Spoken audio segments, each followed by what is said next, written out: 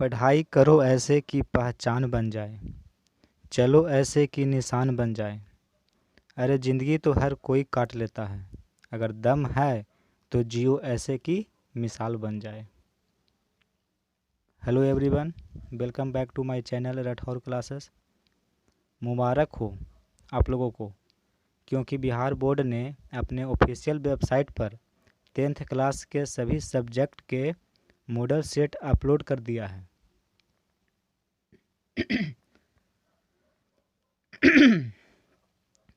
अगर आप लोग अभी तक मॉडल सेट डाउनलोड नहीं किए हैं तो डाउनलोड कर लीजिए। यहाँ पे आप देख रहे हैं सेकेंडरी स्कूल एग्जामिनेशन 2021 एनुअल। ये मॉडल सेट है गणित का। 10th क्लास के जितने भी विद्यार्थी हैं इसको देखें। इसमें आपको टोटल कुल प्रश्नों की संख्या कितना है, 138 है, ठीक है, जिसमें से 100 ऑब्जेक्टिव है और 38 क्वेश्चन सब्जेक्टिव है। अब इसमें 100 जो ऑब्जेक्टिव क्वेश्चन है उसमें से आपको सिर्फ 50 का ही आंसर देना है कि खंड अ में 100 वस्तुनिष्ठ प्रश्न है, जिनमें से किसी 50 प्रश्नों का उत्तर देना अनिवार्य है। 50 से अधिक प्रश्नों के उत्तर देने पर प्रथम 50 उत्तरों का मूल्यांकन कंप्यूटर द्वारा किया जाएगा। प्रत्येक के लिए 1 अंक निर्धारित है। तो हम आज के इस वीडियो में आपको जितने भी ऑब्जेक्टिव क्वेश्चन हैं उसको हम कवर करने वाले हैं, और इस वीडियो में हम 20 क्वेश्चन को कवर करेंगे, जो कि एक एक क्वेश्चन को अच्छी तरह से समझाते हुए चलेंगे। कैसे बनाना है, उसका कंसेप्ट क्या है, ये आपको सीखना है, ठीक है। अब यहाँ पे आपको प्रश्न हम दिखा देते हैं। देखिए, ये यहाँ से आपका जो है ऑब्जेक्टिव क्वेश्चन शुरू हो जाता है, ठीक है। पहला प्रश्न है कि 92/115 का सरलतम रूप है। यहाँ पे 4 ऑप्शन दिया हुआ है, इसमें से कोई एक ऑप्शन सही है, ठीक है। तो इसको हम सॉल्व करते हैं, और इंग्लिश में इसको क्या हम बोलेंगे, the simplest form of 92/115 is, और फिर यहाँ पे 4 ऑप्शन है। तो आइए इस प्रश्न को हम सॉल्व करते हैं। पहला प्रश्न है कि 92/115 का सरलतम रूप है। इसमें 4 ऑप्शन दिया हुआ है, जो कि इसमें से कोई एक सही है। तो आपको इसमें सॉल्व करिए इसको, और उसके बाद ऑप्शन में टिक लगा दीजिए। सरलतम रूप का मतलब क्या होता है कि मान लीजिए कि कोई आपको एक भिन्न दिया हुआ है 4/8 और कहेगा इसको सरलतम रूप में लिखिए। तो यहाँ ध्यान से देखिए, 4 है सो 4 से कट जाएगा, और 8 भी 4 से कटेगा 2 बार में, यानी इसको हम काटा पीटी करेंगे तो आएगा 1/2। तो 4/8 को हम 1/2 लिख सकते हैं, ठीक है। अब 1/2 को फिर काट छाट करिए तो अब नहीं होगा, यही रहेगा। तो सरलतम रूप वही होता है, ठीक है। इसको काटिए, जब इसका अंतिम रूप आ जाए, फाइनल रूप जब आ जाता है, तो वही जो होता है सरलतम रूप होता है। तो 4/8 के सरलतम रूप कितना हुआ, 1/2 हुआ। तो उसी तरह से 92/115 है, 92/115 है, और इसका सरलतम रूप लिखना है। तो देखिए, तो 92 जो है ये 23 से कट जाएगा, और 115 जो है ये भी 23 से कट रहा है। तो दोनों 23 से कट रहा है, यानी दोनों में हाईएस्ट कॉमन फैक्टर कितना है, 23 है। तो ये अभी सरलतम रूप में नहीं है। सरलतम रूप में होने का मतलब है कि दोनों का एचसीएफ कितना होना चाहिए, 1 होना चाहिए, यानी कि जो दोनों संख्या है वो सिर्फ 1 से कटना चाहिए, ठीक है। तो इसको भी काटिए, तो 23 से काटेंगे तो 23 चौके 92, और इसको 23 से काटेंगे तो 23 पचे 15 से, ठीक है, 115, यानी 4/5। अब देखिए, ये दोनों संख्या जो है सिर्फ 1 से कटेगा, और बाकी कोई संख्या से ये नहीं कटेगा। अब दोनों का एचसीएफ कितना हो गया, ये दोनों संख्या का एचसीएफ कितना है, 1 है। तो ये क्या है, सरलतम रूप है, यानी 92/115 का सरलतम रूप जो होगा 4/5 होगा। आंसर में देखिए ऑप्शन में आपका बी है, तो ये आपका सही ऑप्शन है। इसी से संबंधित जो है आपका प्रश्न एग्जाम में पूछेगा, ठीक है। इसके जगह पे दे सकता है आपको कि 23/69, इसका सरलतम रूप जो है क्या होगा। तो देखिए, 23 से एक बार में कट जाएगा, और 23 दिया 69, 23/69 का सरलतम रूप जो होगा 1/3 होगा। तो इस तरह से आपको बनाना होगा, और जो सही ऑप्शन होगा उसमें टिक मारना होगा। तो सरलतम रूप आप समझ गए। अगला प्रश्न देखिए, प्रश्न संख्या 2। इसमें कहता है कि 2 परमेय संख्याओं के बीच अधिकतम कितनी पर, और इंग्लिश वाले बच्चे देखिए इसको ध्यान दीजिएगा। कह रहा है यहाँ पे कि how many maximum rational numbers can be possible between two rational numbers. Okay, ये आपको हम रियल नंबर में बता भी चुके हैं कि दो परिमेय संख्या अगर दिया हुआ है, मान लीजिए कि एक परिमेय संख्या 1 है और एक परिमेय संख्या 2 है, तो इसके बीच में कितनी परिमेय संख्या हो सकती है? तो अनगिनत हो सकती है। कितना? अनगिनत, इसका कोई गिनती नहीं है। ठीक है, तो देखिए ऑप्शन में क्या है, अनंत यानी कि अनगिनत। इसका आंसर डी हो जाएगा। 2 नंबर प्रश्न का आंसर क्या होगा? डी होगा, यानी कि अनंत होगा। ठीक है, अब कहिए कैसे अनंत होगा से देखिए, 1 है, ठीक है, अब इन दोनों के बीच में तो है 1/2, 1/3, 1/4, 1/5, इस तरह से हम लिखते जा सकते हैं। ठीक है, जितना आपको लिखना है लिख सकते हैं। और ये सब क्या है? 1/2, 1/3, 1/4, सब क्या है? परिमेय संख्या है।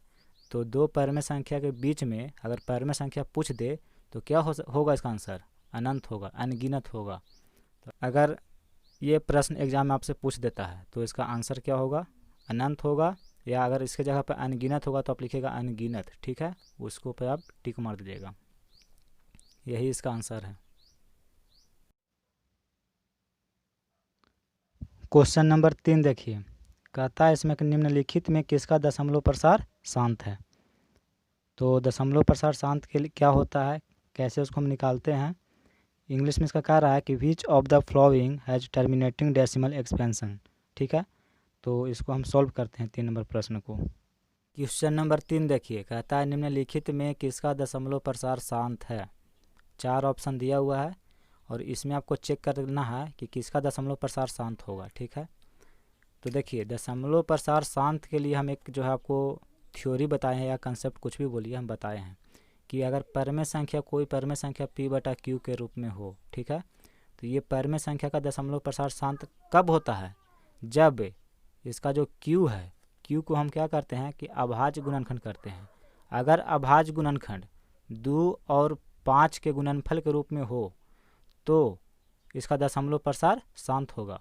और अगर इस रूप में नहीं है, कहने का मतलब है कि 2, 5 के अलावा कोई और अभाज्य गुणनखंड है गुणनफल में, यानी कि 7 हो, 3 हो, कुछ भी हो, तो फिर इस परिमेय संख्या का दशमलव प्रसार शांत नहीं होगा।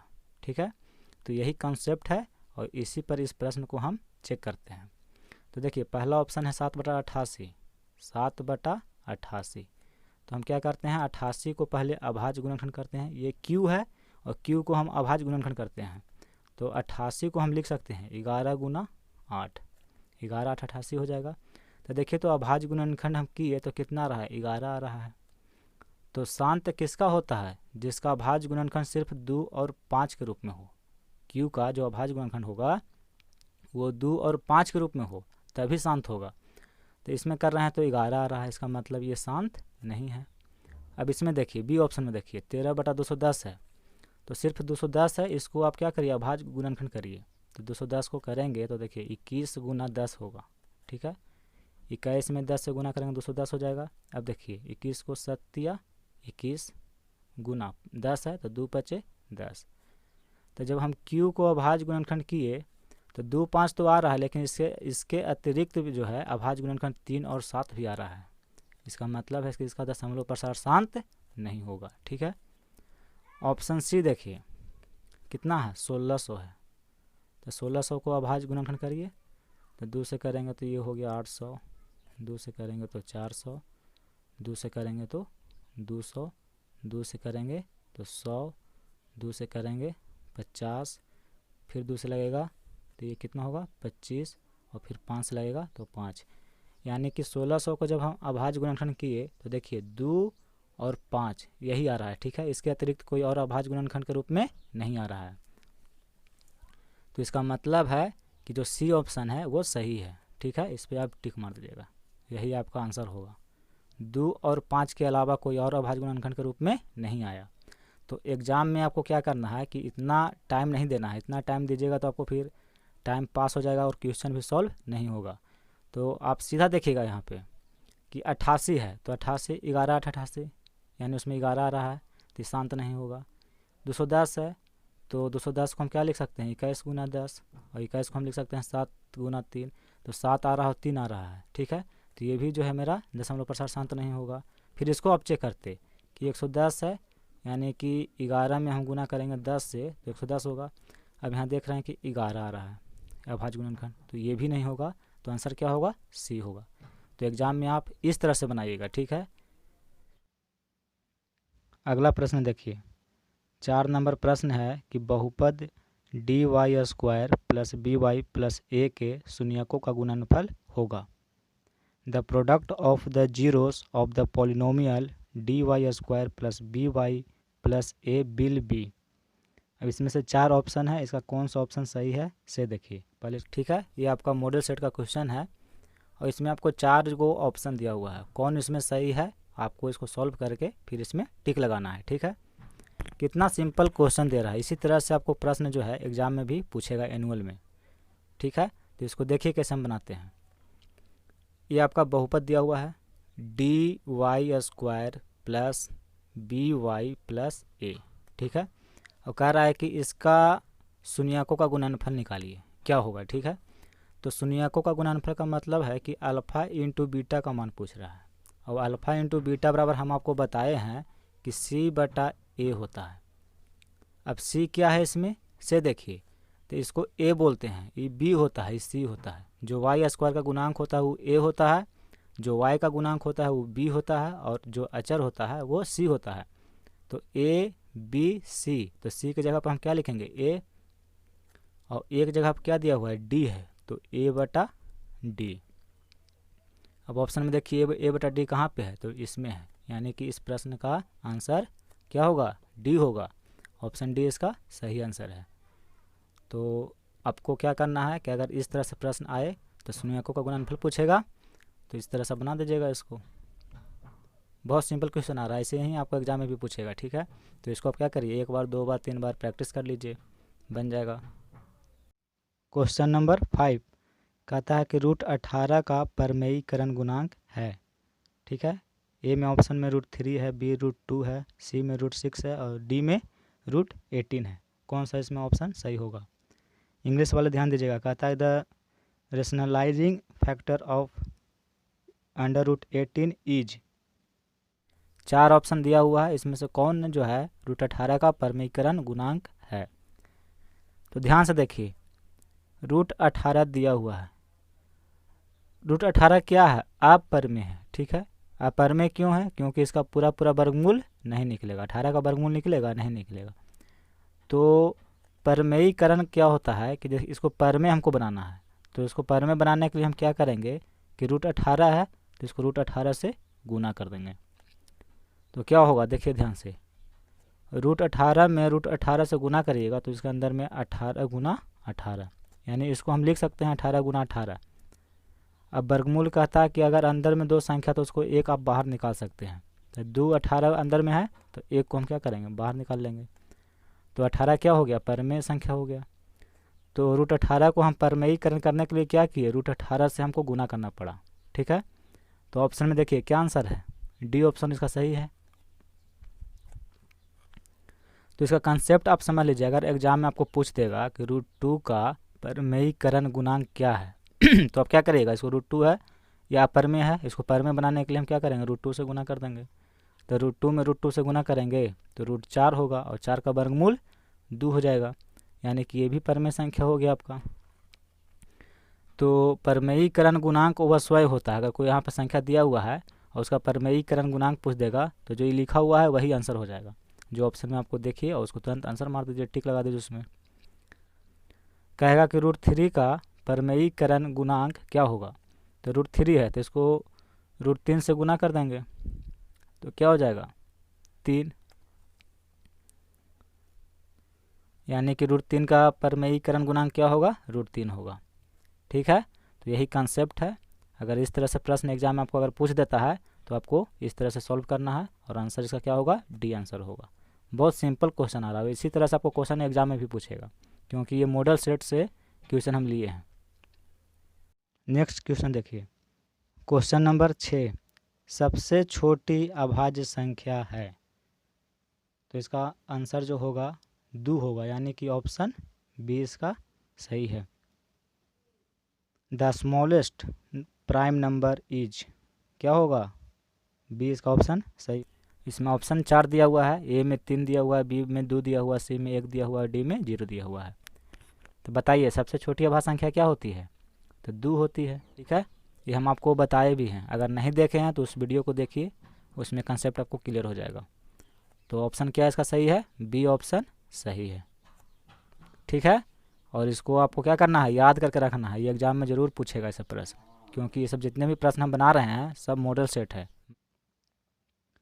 7 नंबर प्रश्न देखिए, कहता है कि यदि a बराबर बी क्यू प्लस आर जहाँ a और b धनात्मक पूर्णांक हो तो if a is equal to B Q plus R where a and b are positive integers then.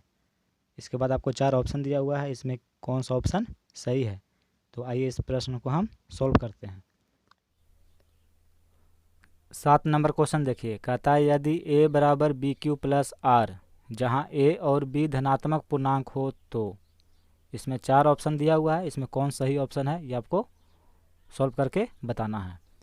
ए में है कि r का मान b से बड़ा होगा, बी ऑप्शन में है कि r का मान 0 से छोटा होगा, सी में है कि r का मान b से छोटा होगा, या डी में है कि इनमें से कोई नहीं।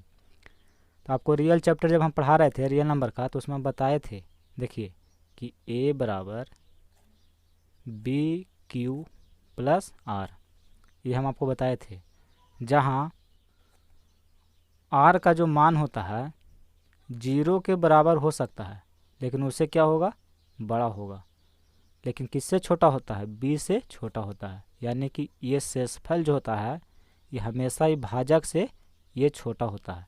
अगर भाजक 5 है तो शेषफल 0 हो सकता है, 1 हो सकता है, 2 हो सकता है, 3 हो सकता है, 4 हो सकता है। ठीक है, 5 नहीं हो सकता है, यानी कि r का जो मान है 4 तक होगा, इससे छोटा होगा, इससे बड़ा नहीं होगा। तो ऑप्शन में देखिए कि r का मान छोटा होता है b से, कहाँ पे लिखा हुआ है, तो यहाँ देखिए सी में लिखा हुआ है। ठीक है, कि r का जो मान होता है वो छोटा होता है b से। अगर ऐसा आपको समझ में नहीं आ रहा था, देखिए मान लीजिए कि एक 7 संख्या है, ठीक है, इसको हम भागा दे रहे हैं 3 से, तो देखिए 3 दूनी के 6, तो r का मान कितना आया, 1 आया। ठीक है, तो यहाँ पर जब भी मान आएगा तो इससे ही छोटा ही आएगा, 1 आ सकता है, 2 आएगा, 3 नहीं यहाँ पर हो सकता है। अगर यहाँ पर 3 होगा तो फिर हम क्या करेंगे, भाग ना लगा देंगे, 3 का पढ़ेंगे एक मरतबा 3 ऐसे काट देंगे।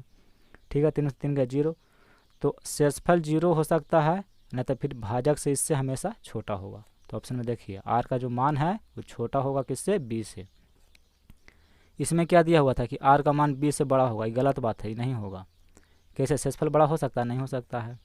फिर यहाँ दिया हुआ है कि r का मान 0 से छोटा होगा। आप कभी शेषफल को यहाँ माइनस में देखे हैं, माइनस में कभी शेषफल आता है, कभी नहीं आता है। ये सही है कि r का जो मान होगा वो छोटा होगा b से, यानी कि इससे ये छोटा होगा। तो आपका आंसर हो गया सी। ठीक है, ये कंसेप्ट को आप याद रखिएगा, ये हमेशा आपको 1 नंबर के एग्जाम में पूछता है, ये पूछेगा भी आपको एग्जाम में। ठीक है, प्रश्न नंबर 8 है कि निम्नलिखित में कौन परिमेय संख्या है, which of the following is a rational number. ठीक है, 4 ऑप्शन दिया हुआ है, तो इस प्रश्न को हम सॉल्व करते हैं। 8 नंबर क्वेश्चन है कि निम्नलिखित में कौन परिमेय संख्या है। ये 4 ऑप्शन दिया हुआ है, इसमें परिमेय संख्या को आपको ढूंढना है कि कौन इसमें परिमेय संख्या है। ठीक है, तो पहला ऑप्शन देखते हैं। तो देखिए 4 परिमेय संख्या है और √3 क्या है, अपरिमेय संख्या है।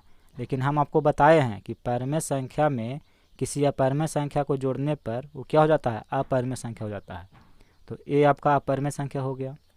इसमें देखिए हम आपको बताए हैं कि अगर किसी भी संख्या का वर्गमूल पूरा ना निकले तो वो अपरिमेय संख्या होती है।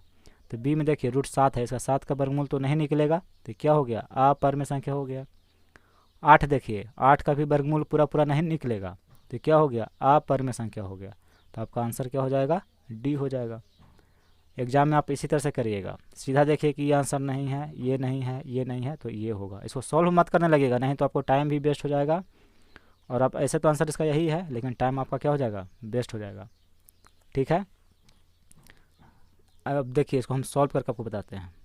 6√5 और बटा में क्या है, √5, तो √5 से √5 कैंसिल हो गया, तो क्या बच गया, 6 बच गया। और 6 क्या है, एक परिमेय संख्या है, ये p/q के रूप में है। ठीक है, तो 8 नंबर प्रश्न का आंसर क्या है, डी आंसर है। तो इसी तरह से एग्जाम आपको पूछेगा, 4 को ऑप्शन दे देगा और कहेगा कि इसमें से पहले में संख्या बताइए, तो आप क्या करिएगा, सॉल्व करके उसको बता दीजिएगा। ठीक है, कितना सिंपल क्वेश्चन है ये सब। अब अगला प्रश्न देखिए,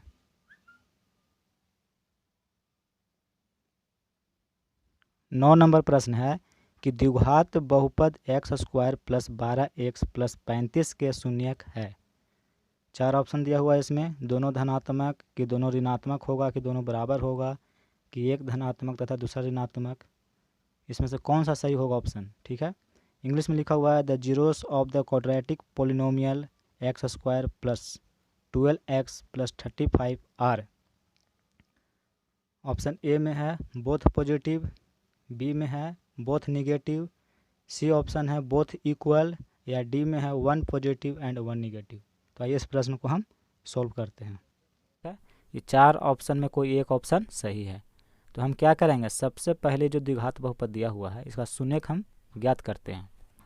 देखिए यहाँ पे x square plus 12x plus 35। ठीक है, ये द्विघात बहुपद है, तो इसका शून्यक जो होगा दुगो होगा, एक अल्फा और एक बीटा।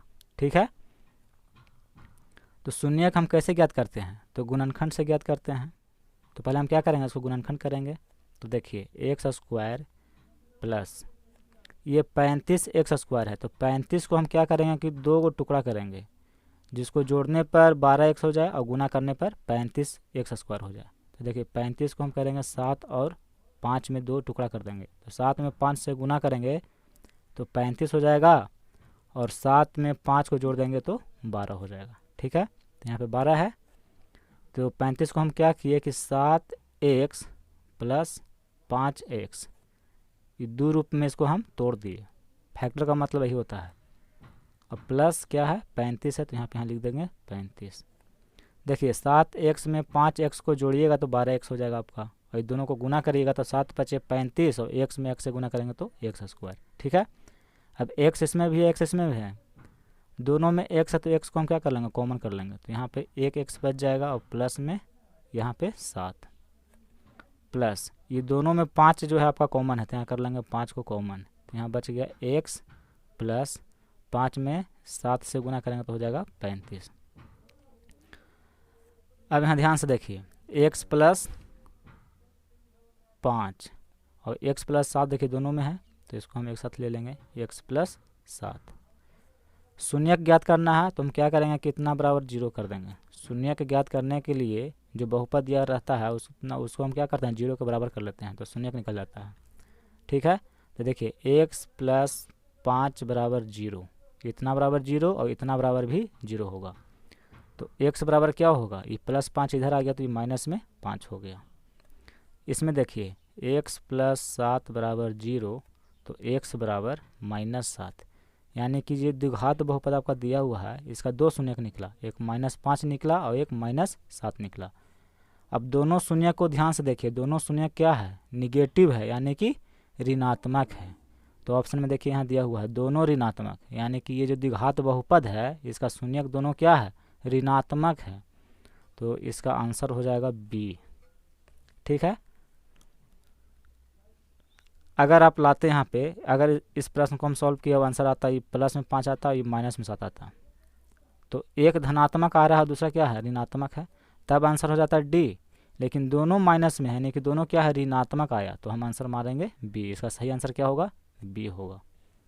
तो इसी तरह से आपको एग्जाम में क्वेश्चन पूछेगा और आपको क्या करना है, सॉल्व कर लेना है पहले। अब शून्य को ध्यान से देख लीजिए कि दोनों ऋणात्मक है कि दोनों धनात्मक है। अब दोनों बराबर, इसका मतलब क्या हुआ कि 5 है तो ये भी आपको 5 होता, तो दोनों क्या हो जाता, बराबर हो जाता। ठीक है, देखिए क्वेश्चन नंबर 10 कहता है निम्नलिखित में कौन अपरिमेय संख्या है। 4 ऑप्शन है, इसमें से आपको किसी एक को चुनना है। Which of the following is an irrational number. Okay, 4 प्रश्न है, इसमें से कोई एक है जो इरेशनल नंबर है। तो आइए इसको हम सॉल्व करते हैं। 10 नंबर प्रश्न है, इसमें कहता है निम्नलिखित में कौन अपरिमेय संख्या है। ध्यान दीजिएगा यहाँ पे लिखा हुआ अपरिमेय संख्या। 4 ऑप्शन है, तो अपरिमेय संख्या की हम परिभाषा बताए हैं कि अगर कोई संख्या वर्गमूल में है और अगर उसका पूरा वर्गमूल निकलता है उस संख्या का वर्गमूल पूरा पूरा निकल जाता है तो परमेय संख्या होता है, और अगर पूरा पूरा वर्गमूल नहीं निकले तब अपरमेय संख्या होता है। तो देखिए 121 है ए ऑप्शन में, इसका वर्गमूल निकालिएगा तो होगा 11, तो इसका पूरा पूरा वर्गमूल निकल गया 11। बी ऑप्शन में आपका दिया हुआ है 196, इसका वर्गमूल हम निकालेंगे तो कितना होगा 14 होगा, इसका भी पूरा पूरा वर्गमूल निकलेगा। सी ऑप्शन देखिए 127 है, इसका वर्गमूल हम निकालेंगे तो पूरा पूरा नहीं निकलेगा, दशमलव में निकलेगा, तो ये क्या हो गया अपरिमेय संख्या।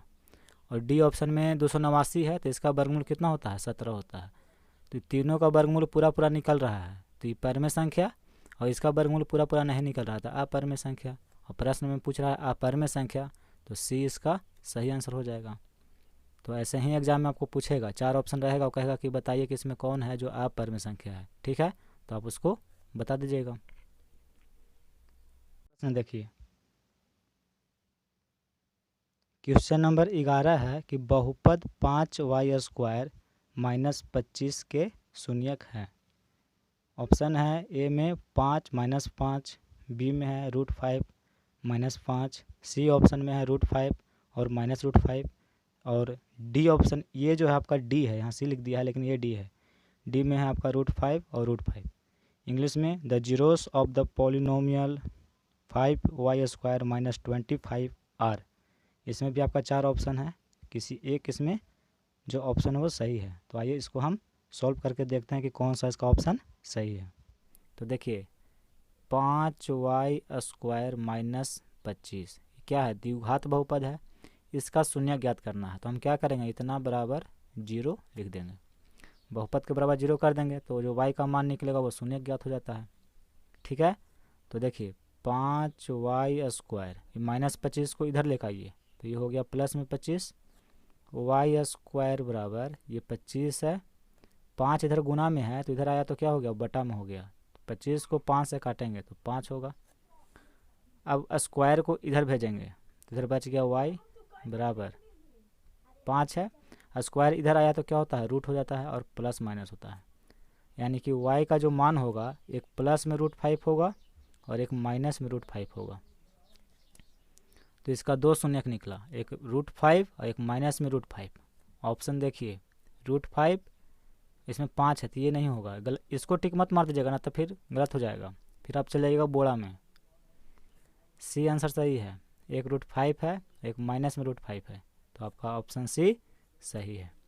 एग्ज़ाम में ऐसे ही आपको क्वेश्चन पूछेगा और 4 ऑप्शन दे देगा, वो कहेगा कि इसका शून्यक जो है क्या होगा निकालिए, ठीक है। तो ध्यान से उसको बनाइए और ऑप्शन को ध्यान से देख करके ही उसमें टिक लगाइएगा, ये न कि इसको भी आप मार्क चलाइएगा। तो यहाँ देखिए, यहाँ पर ध्यान पे दोनों √5 है, ये नहीं होगा, दोनों प्लस में है, आपका आंसर एक प्लस में है एक माइनस में है, तो ध्यान से देखिएगा कि इसमें एक प्लस में है और माइनस में, उसी में टिक मारना है, ठीक है। अगला प्रश्न देखिए,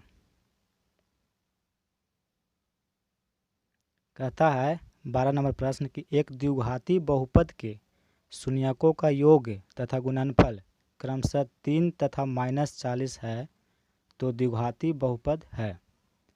4 ऑप्शन है इसमें, ए बी सी डी। तो इसको पहले हम क्या करते हैं, जो 12 नंबर प्रश्न है इसको हम सॉल्व करते हैं, उसके बाद पता चलेगा कि इसका ऑप्शन कौन है जो सही है। इंग्लिश में लिखा हुआ है कि the sum and product of the zeros of a quadratic polynomial are 3 and -40 respectively, then the quadratic polynomial is. इसमें भी 4 ऑप्शन है, तो इसमें कोई एक ऑप्शन आपका सही होगा, तो पहले इसको हम सॉल्व कर लेते हैं। क्वेश्चन नंबर 12 देखिए, एक द्विघाती बहुपद के शून्यकों का योग तथा गुणनफल क्रमशः 3 तथा -40 है तो द्विघाती बहुपद है। 4 ऑप्शन दिया हुआ है, यानी 4 को द्विघात बहुपद दिया हुआ है, इसमें से कोई एक आपका सही आंसर है, ठीक है। तो द्विघात बहुपद आपको पहले ज्ञात कर लीजिए। आंसर में क्या, क्वेश्चन में क्या दिया हुआ है, शून्यक का योग और गुणनफल दिया हुआ है, ठीक है। तो देखिए शून्यकों का योग यानी कि अल्फा प्लस बीटा बराबर, और शून्यकों का गुणनफल, गुणनफल का मतलब क्या होता है अल्फा इंटू बीटा, ये दोनों आपको दिया हुआ है प्रश्न में। तो शून्यकों का योग जो है 3 दिया हुआ है और गुणनफल जो है -40 है, तो दोनों को हम लिख लिए। ऑब्जेक्टिव क्वेश्चन है, इसलिए हम इसको पूरा डिटेल में हम नहीं लिख रहे हैं। इसमें तो हमको खाली ऑप्शन देख करके टिक मार देना है, कौन सही है कौन गलत है, ठीक है। तो देखिए, जब alpha plus beta alpha into beta हमको पता है, तो द्विघात बहुपद बराबर हम फार्मूला जानते हैं, x square minus alpha plus beta into x plus alpha into beta. ये द्विघात बहुपद का फार्मूला होता है जब उसके शून्य का योग और गुणनफल दिया हो, ठीक है। तो इस फार्मूला को आपको याद रखना है, क्योंकि जब ये मॉडल सेट में आपको दिया है 2021 के मैथ में, तो निश्चित है कि इससे रिलेटेड एक क्वेश्चन आपको एग्जाम में पूछेगा। इसके जगह पे ये जो 3 और 40 देख रहे हैं, बस इसको चेंज कर देगा और दे देगा कि द्विघात बहुपद ज्ञात करें। तो जो हम बता रहे हैं इसको आप 1 बार 2 बार 3 बार, मतलब इसका कंसेप्ट जो है उसको आप क्लियर कर दीजिए। तो ये फार्मूला को आपको याद रखना है, इसी से जो है आपको ये प्रश्न बनेगा, ठीक है। अब देखिए, x square minus alpha plus beta का मान क्या दिया हुआ है, तो देखिए यहाँ पर 3 है, तो इसके जगह पर लिख दिए 3, एक्स है तो एक्स इसके साथ गुणा हो गया, प्लस अल्फ़ा इंटू बीटा का मान -40 दिया हुआ है, तो यहाँ लिखेंगे -40। इसको सॉल्व करिए, एक्स स्क्वायर माइनस 3x। अब देखिए प्लस और माइनस है, यहाँ पे क्या होता है गुना, तो प्लस में माइनस से गुना करेंगे तो माइनस होगा और 40, तो द्विघात बहुपद निकल गया ये, x square minus 3x minus 40। Option को ध्यान से देखिएगा, यहाँ देखिए x square minus 3x minus 40, तो ये वाला आपका आंसर होगा। अब यहाँ देखिए इसमें क्या किया है कि +40 कर दिया है, इसको प्लस इसको माइनस, तो आपको ध्यान से ऑप्शन को देख, तो ये द्विघात बहुपद आपका निकल गया। ऑप्शन आपका ए है, ये देखिए, इसको ध्यान से देखिएगा यहाँ पे, और इसमें क्या आप करिएगा, इसको टिक मार दीजिएगा, यही आपका आंसर है। 12 नंबर प्रश्न का आंसर क्या होगा, ये होगा, ठीक है। अब जो है नेक्स्ट क्वेश्चन देखिए, 13 नंबर प्रश्न है कि युग्म समीकरण x + 2y = 4 तथा 2x + 4y = 8 का है। यानी कि दो जो रैखिक समीकरण आपको दिया हुआ है, इसको सॉल्व करने के बाद इसका सोल्यूशन पूछ रहा है कि इसका सोल्यूशन कितना होगा, यानी एक हल होगा कि दो हल होगा कि कोई हल नहीं है कि अनगिनत हल है, ठीक है। तो पहले दोनों इक्वेशन को हम सॉल्व करते हैं तो पता चल जाएगा। The pair of the equation x + 2y = 4 and 2x + 4y = 8 has. A option में 1 सोल्यूशन होगा, बी में है 2 सोल्यूशंस, सी में no solution, infinitely many solutions. तो आइए इस प्रश्न को पहले हम सॉल्व करते हैं। तो जब आपको हम रैखिक समीकरण पढ़ा रहे थे 2 चर वाले, तो उसमें इसको हम बताए हैं, ठीक है। और बहुत ही ये देखिए एकदम आसान क्वेश्चन पूछा है। अब इसको नहीं बनाइएगा तो आप क्या बनाइएगा, इसको हम सॉल्व करते हैं। इसका सोल्यूशन की बात कर रहा था, हम क्या करेंगे, देखिए आपको 2 समीकरण दिया हुआ है, इसको यहाँ पे लिख लेते हैं, x + 2y = 4, ये इक्वेशन आपका एक दिया हुआ है, और दूसरा है 2x + 4y = 8, ठीक है। तो यहाँ पे a1 b1 और c1 लिख लीजिए। a1 देखिए यहाँ पे क्या है, x के आगे क्या है 1 है, तो 1 हो गया। b1 देखिए यहाँ पे क्या है 2 है, और c1 कितना है 4 है। फिर a2 लिखिए 2, b2 हो गया आपका 4 और c2 हो गया 8। अब आप पूछिएगा कि कैसे हुआ, तो ये जो है चैप्टर हम पढ़ा चुके हैं, अगर नहीं देखें तो इस चैप्टर को आप जाके देखिए, उस वीडियो को देखिए, समझ में आ जाएगा। ये होता है a1 b1 c1, ये होता है a2 b2 c2। अब लिख लिए, अब अनुपात लिखिए, a1 बटा a2, a1 1 है और a2 2 है, तो 1/2। b1 बटा b2 निकालिए, तो b1 2 है और b2 4 है, यानी कि 2 दूनी का 4, ऊपर 1 बचा नीचे 2, यानी कि 1/2। c1 बटा c2 लिखिए, c1 4 है और c2 8 है, 4 दूनी के 8, ऊपर 1 बचा, यानी कि 1/2। देखिए मज़ा आ गया एकदम, ये भी 1/2 है, ये भी 1/2 है, ये भी 1/2 है, यानी कि तीनों क्या है बराबर है। a1 बटा a2 बराबर है b1 बटा b2 बराबर है c1 बटा c2, ठीक है। तो जब अनुपात का शर्त ये है तो इसका कितने सॉल्यूशन होते हैं, ये हम आपको बताए हैं कि इसका जो है अनगिनत हल होते हैं, अनगिनत हल होंगे, ठीक है। तो ऑप्शन में देखिए कहाँ पे है, डी ऑप्शन में है अनगिनत हल, यही आपका आंसर हो जाएगा। और आपको हम बता देते हैं कि अगर अनुपात A1/A2 बराबर नहीं है B1/B2, ठीक है, तो इसका जो है एक हल होता है। नोट कर लीजिएगा, इसको याद भी रखिएगा। अगर आपको इस तरह से अनुपात आ रहा है तो इसका जो है एक सॉल्यूशन होता है। फिर देखिए A1/A2 बराबर है B1/B2 और बराबर नहीं है C1/C2, तो इसका क्या होता है, कोई सॉल्यूशन नहीं होता है, यानी कि कोई हल नहीं होगा। अगर ये अनुपात आ रहा है तो इसका जो है कोई हल नहीं होगा, नो सॉल्यूशन। और अगर तीनों बराबर है तो उसका अनगिनत हल होगा, कोई गिनती नहीं है। तो तीनों आप याद रखिएगा, ठीक है। तीनों में से कोई भी एग्जाम में आपको अगर इस तरह से कंडीशन आ जाए तो आप उसको लिख दीजिएगा। कितना सिंपल प्रश्न आ रहा है, और ये प्रश्न निश्चित आएगा आपको 2021 के एनुअल एग्जाम में। तो ऑप्शन इसका क्या सही आंसर है, इसका डी आंसर, इसका डी ऑप्शन इसका सही है। आपका अगला प्रश्न है 14 नंबर, कहता है कि यदि बहुपद x² plus ax minus b के शून्यक एक दूसरे के व्युत्क्रम हो तो b का मान होगा। 4 ऑप्शन है, ये चारों में से कोई एक होगा। तो पहले इस प्रश्न को हम सॉल्व करते हैं। इंग्लिश में कहता है कि if zeros of the polynomial x² plus ax minus b are reciprocal to each other then the value of b will B.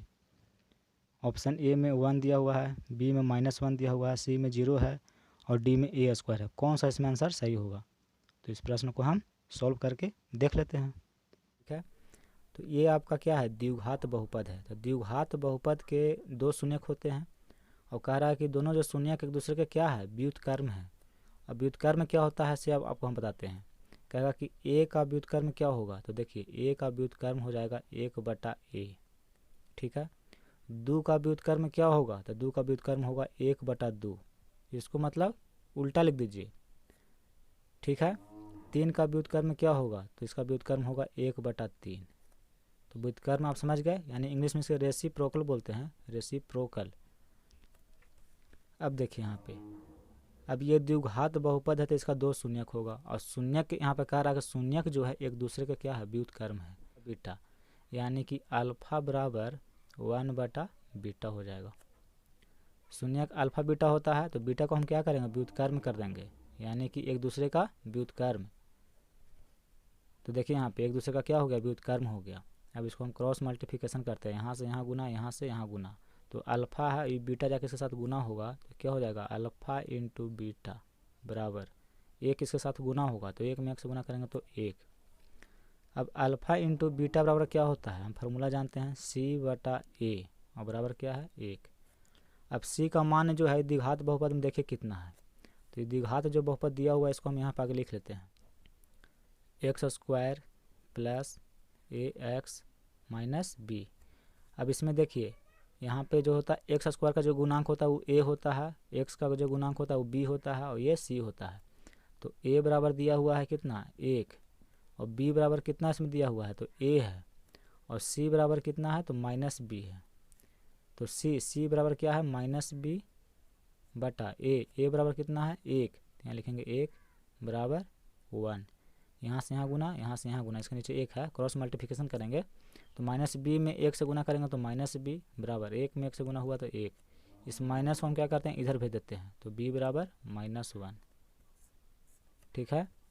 तो b का मान क्या होगा, तो ऑप्शन में देखिए -1 यहाँ पे है, यानी कि आपका b ऑप्शन जो है सही हो जाएगा, ठीक है। और ये प्रश्न जो है आपको अगर मॉडल सेट में दिया है तो ये निश्चित है कि आपको ये पूछेगा ही पूछेगा। 14 नंबर प्रश्न ये एग्जाम में ज़रूर आएगा, ऐसा प्रश्न ज़रूर पूछता है।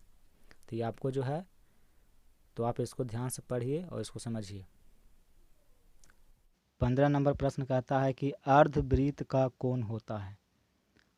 ये बहुत सिंपल प्रश्न है, इसका आंसर क्या होगा, सी होगा, यानी 90 डिग्री होता है, ठीक है। Angle of the semicircle is, option A 60 degree, option B 45 degree, option C 90 degree, option D 30 degree. तो इसका आंसर क्या होगा, सी होगा, 90 डिग्री, यानी कि अर्धवृत्त का कोण 90 डिग्री का होता है। The angle of the semi circle is 90 degree. 16 number प्रश्न देखिए, कहता है द्विघात समीकरण ax² plus bx plus c बराबर 0 जहाँ a = नॉट 0 के वास्तविक मूल्य नहीं है यदि option A B square minus 4ac greater than 0, या ऑप्शन बी में दिया हुआ है B square is equal to not 4ac, option C में है B square minus 4ac equal 0, option D है B square minus 4ac less than 0। ठीक है, तो इसका आंसर क्या होगा, तो इसको सॉल्व करके हम आपको बताते हैं। इंग्लिश में कहता है कि the quadratic equation A X square plus B X plus C बराबर 0 where A equal to not 0 has no real roots if. इसमें भी 4 ऑप्शन है, तो कौन सा ऑप्शन इसका सही होगा, आइए देखते हैं। 16 नंबर प्रश्न देखिए, ये बहुत बढ़िया प्रश्न है। ठीक है, द्विघात समीकरण A X square plus B X plus C बराबर 0 जहाँ ए इक्वल टू नॉट 0 के वास्तविक मूल्य नहीं है यदि 4 ऑप्शन दिया है, इसमें से कोई एक सही है। ठीक है, तो वास्तविक मूल्य नहीं है यानी कि जो द्विघात समीकरण ये दिया हुआ है इसका वास्तविक मूल्य नहीं है, तो क्या होता है, तो देखिए इसका 3 गो जो है हम आपको कंसेप्ट बताए हैं। अगर इस तरह का प्रश्न रहेगा तो इसमें 3 कंसेप्ट हम बताए हैं, वो तीनों को याद रखिएगा। पहला कंसेप्ट है कि अगर d का मान 0 के बराबर हो, ठीक है, तो ये क्या कहलाता है, इसका जो है वास्तविक मूल्य समान होता है। ठीक है, अगर d बराबर 0 हो, अब कहिएगा कि d क्या है, तो d जो होता है विवेचक होता है, और d बराबर एक फार्मूला होता है बी स्क्वायर माइनस 4ac। देखिए यहाँ लिखा है बी स्क्वायर माइनस 4ac, तो बी स्क्वायर माइनस 4ac लिखिए या इसके जगह पे d लिख दीजिए, दोनों एक ही चीज़ है। इतना बराबर d होता है, विवेचक इसको कहते हैं। ठीक है, तो d का मान अगर 0 के बराबर है तो वास्तविक मूल्य उसका समान होगा। अगर d का मान 0 से बड़ा है, ठीक है, 0 से बड़ा है कहने का मतलब 1 है, 2 है, 3 है, तो क्या होगा, वास्तविक होगा और असमान होगा, असमान। ठीक है, अब देखिए d का मान अगर 0 से छोटा हो, कहने का मतलब है कि d का मान आपका माइनस में आ गया, -1 -2, तब क्या होगा, तब जो है उसका वास्तविक मूल्य नहीं होगा, नहीं होगा। ये 3 गो आप हमेशा याद रखिएगा, ये एग्ज़ाम में निश्चित आता है।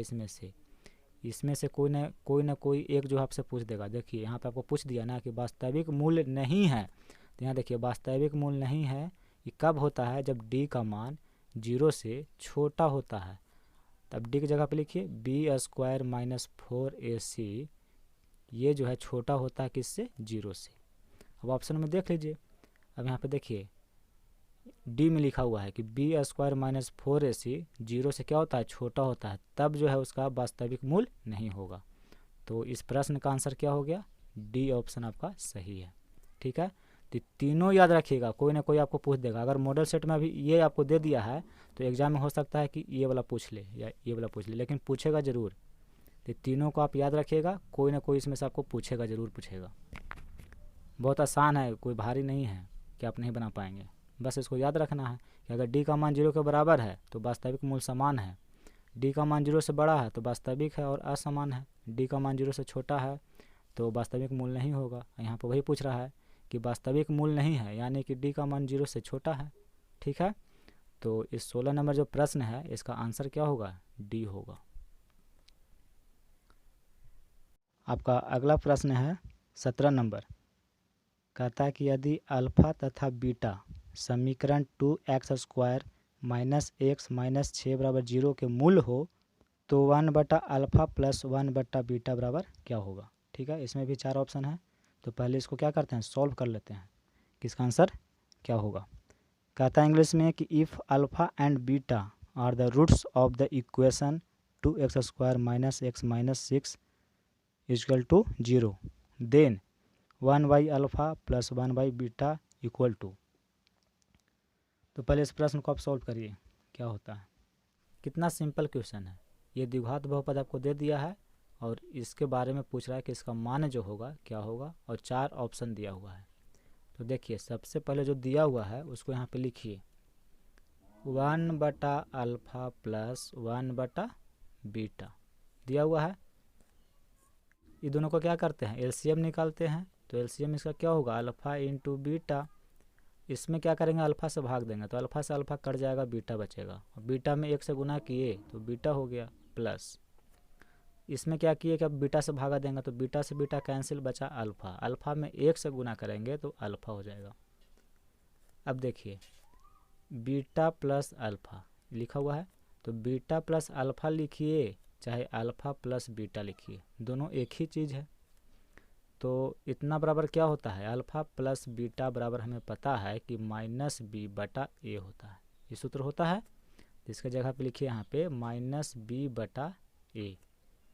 अब क्या है, बटा है, अल्फ़ा इंटू बीटा बराबर फार्मूला होता है सी बटा ए।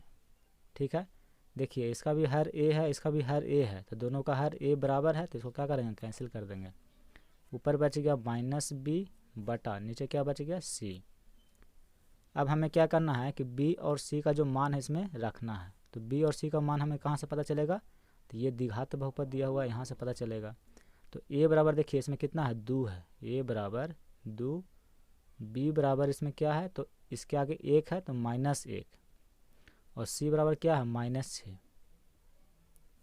तो ए बी सी पता है, तो देखिए माइनस बी की जगह पर क्या रखेंगे, -1 रखेंगे, बटा सी बराबर क्या है, -6 है, तो -6, माइनस से माइनस कैंसिल, तो बच गया -1 बटा 6। यही आपका आंसर हो जाएगा। ऑप्शन में चेक करिए, तो ऑप्शन में देखिए यहाँ दिया हुआ है, यानी कि डी ऑप्शन आपका सही है। अगर एग्जाम में इस तरह से प्रश्न आ जाए तो आप उसको क्या करेंगे, सोल्व कर देंगे। तो इसको आप क्या करिए, पहले 2 बार 3 बार रिवाइज कर लीजिए, तब आप जो है वहाँ बना पाएंगे। ठीक है, अगला प्रश्न है 18 नंबर प्रश्न देखिए, कहता समांतर श्रेणी -3, 4, 11, 18, डॉट का 21वां पद है। यानी कि इसमें आपको क्या करना है, 21वां पद जो है ज्ञात करना है। ठीक है, ये आपका अर्थमेटिक प्रोग्रेशन से क्वेश्चन आया है, ये ऑब्जेक्टिव क्वेश्चन है। इसमें क्या कर रहा है कि 21वां पद पूछ रहा है। देखिए ये पहला पद हो गया, दूसरा हो गया, तीसरा हो गया, चौथा हो गया, इस तरह से 5वां, 6ठा, 7वां, 8वां, तो 21वां पद इसका ज्ञात करिए। ठीक है, बहुत सिंपल क्वेश्चन, अगर ये नहीं बनाए तो आप कुछ नहीं बना पाएंगे अर्थमेटिक प्रोग्रेशन में। ठीक है, देखिए यहाँ पे सबसे पहले हम क्या करेंगे, जो समांतर श्रेणी कि ए पी जो दिया हुआ है इसको लिख लीजिए, -3, 4, 11, 18, डॉट इस तरह से है। ठीक है, तो इसमें हम क्या करते हैं, सबसे पहले प्रथम पद यानी कि ए बराबर हम निकालते हैं। तो जो पहला पद होता है वो प्रथम पद होता है, तो प्रथम पद हो गया -3। अब हम निकालते हैं डी यानी कि पदांतर। तो डी कैसे निकाला जाता है, तो दूसरी पद में से पहली पद को क्या करते हैं, घटाते हैं। तो मेरा दूसरी पद है 4, उसमें से हम घटा देंगे पहली पद को, और पहली पद क्या है, -3। तो क्या हो जाएगा, 4 और माइनस माइनस +3, तो 4 और 3 7। यानी कि पद का जो अंतर है वो कितना का है, 7 का है। तो देखिए ना, -3 में 7 जोड़िएगा तो क्या होगा, 4 होगा। अब 4 में 7 जोड़िएगा तो 11 होगा, 11 में 7 जोड़िएगा तो 18 होगा। ए और डी हमें पता चल गया। अब कह रहा है 21वां पद निकालिए, यानी कि टी 21 पूछ रहा है 21वां पद निकालने के लिए। तो हमें पता है a + 20d, इसका फार्मूला क्या होगा, a + 20d। यानी कि जो पद कहेगा निकालने के लिए उसमें से 1 माइनस करके यहाँ पे लिख दीजिए। 21वां पद कह रहा है तो यहाँ पे 20 लिख दीजिएगा। ठीक है, अब देखिए सॉल्व करते हैं।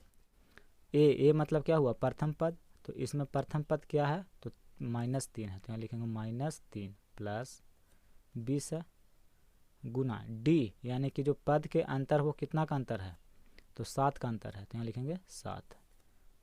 -3 + 20 में 7 से गुना करेंगे तो 140 होगा। अब 140 में 3 को माइनस कर दीजिएगा तो क्या बचेगा, 137 बचेगा। यानी कि आंसर आपका क्या होना चाहिए, 137। यानी जो ये अर्थमेटिक प्रोग्रेशन है इसका 21वां पद जो होगा वो कितना होगा, 137 होगा। ठीक है, ऑप्शन में देखिए डी ऑप्शन सही है। बहुत ही सिंपल सवाल। तो इसका कंसेप्ट क्या है, 21वां पद बोला तो हम क्या किए, T21 बराबर a + 20d। एग्जाम में आपसे पूछ देगा, प्रश्न यही रहेगा, खाली पूछ देगा 21वां नहीं यहाँ पे है, तो आपको एग्जाम में पूछ देगा कि 15वां पद ज्ञात करें। तो कुछ नहीं करना है आपको, a प्लस 15वां बोला है तो 15 में से 1 माइनस कर दीजिए 14 और यहाँ लिख दीजिएगा d, तो उसका 15वां जो पद होगा वो ज्ञात हो जाएगा। प्रश्न में पूछ देगा कि 30वां पद ज्ञात करें, तो 30वां पद ज्ञात करने के लिए क्या करेंगे, t 30 बराबर क्या फॉर्मूला होगा, a है तो a लिख देंगे प्लस 30वां पद का रहा है तो इसमें से 1 माइनस कर दीजिए तो 29d, बस a का मान रख दीजिए d का मान रख दीजिए तो 30वां पद ज्ञात हो जाएगा। तो इसका कंसेप्ट यही है, ठीक है, और इसका आंसर डी होगा। 19 नंबर प्रश्न देखिए, कहता है कि निम्नलिखित में कौन सा द्विघात समीकरण है। 4 ऑप्शन इसमें दिया हुआ है, चारों को चेक करके आपको बताना है कि इसमें कौन है जो द्विघात समीकरण है। इंग्लिश वाले के लिए है कि which of the following is a quadratic equation. 4 go option दिया है, इसमें पूछ रहा है कि द्विघात समीकरण कौन है बताइए। तो पहले हम इसको सॉल्व करते हैं, देखिए यहाँ ध्यान से, X cube minus X square बराबर एक्स माइनस 1 इसका होल क्यू। सॉल्व करिए, ए माइनस बी का होल क्यू है, ए माइनस बी का होल क्यू पे ये बनेगा। तो ए माइनस बी के होल क्यू, इसका क्या फार्मूला होता है, A cube minus B cube minus 3 A square B minus 3 A B square.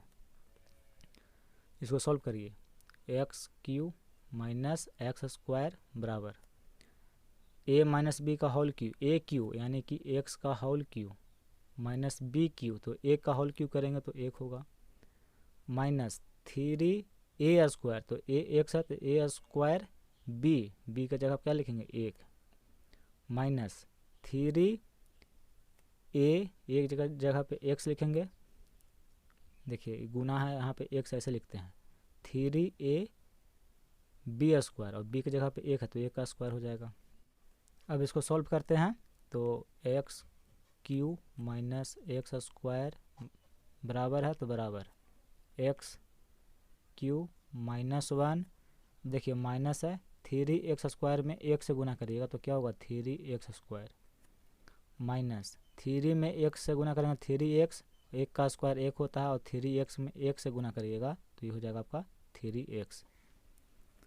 X Q इधर भी है और एक्स क्यू इधर भी है तो दोनों क्या हो जाएगा, कैंसिल हो जाएगा, माइनस एक्स स्क्वायर है और इस सब को लेकर आ जाइए इस साइड लेफ्ट साइड, तो माइनस 1 इधर आया तो ये प्लस में 1 हो गया, माइनस 3 एक्स स्क्वायर इधर आया तो ये प्लस में हो गया 3 एक्स स्क्वायर, माइनस 3 एक्स इधर आया तो प्लस में हो गया 3 एक्स, इधर तो कुछ नहीं बचा यानी बराबर 0।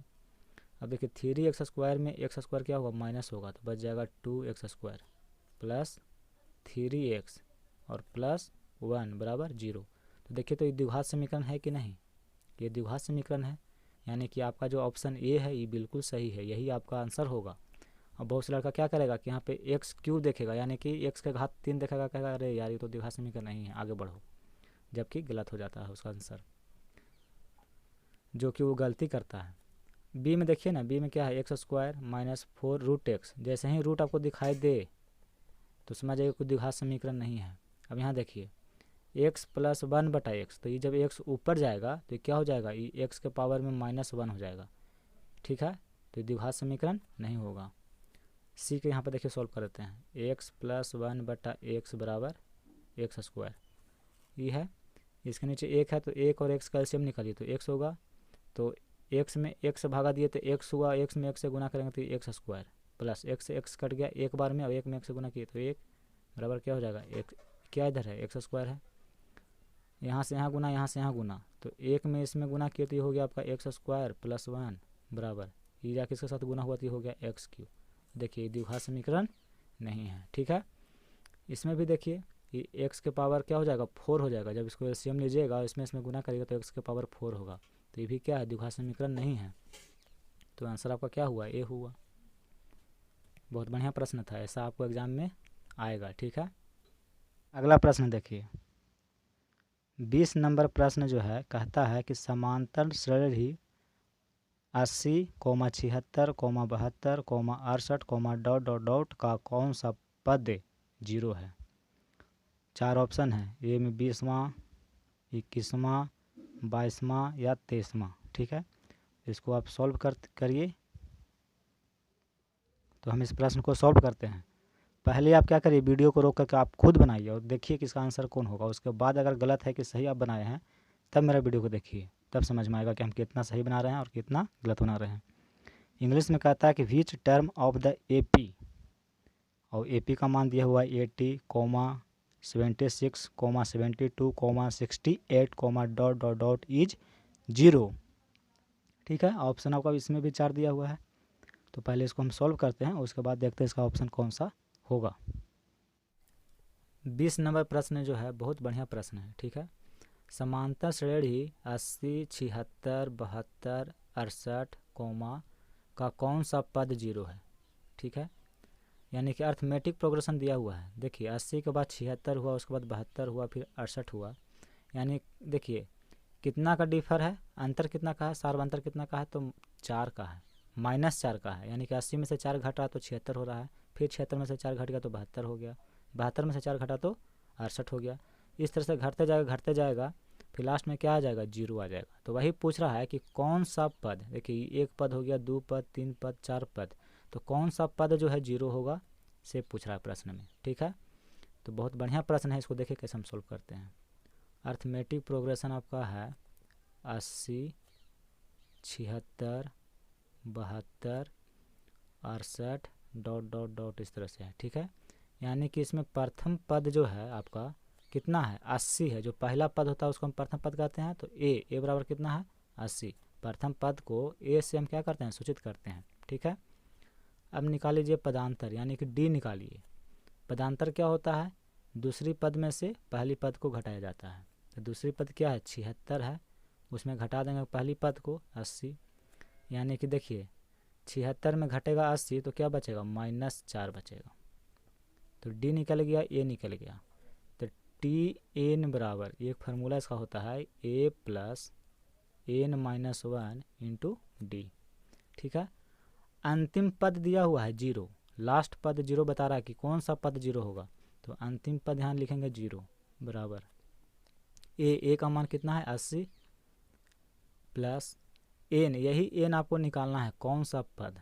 ठीक है, तो N-1 और D का मान कितना है, -4 है।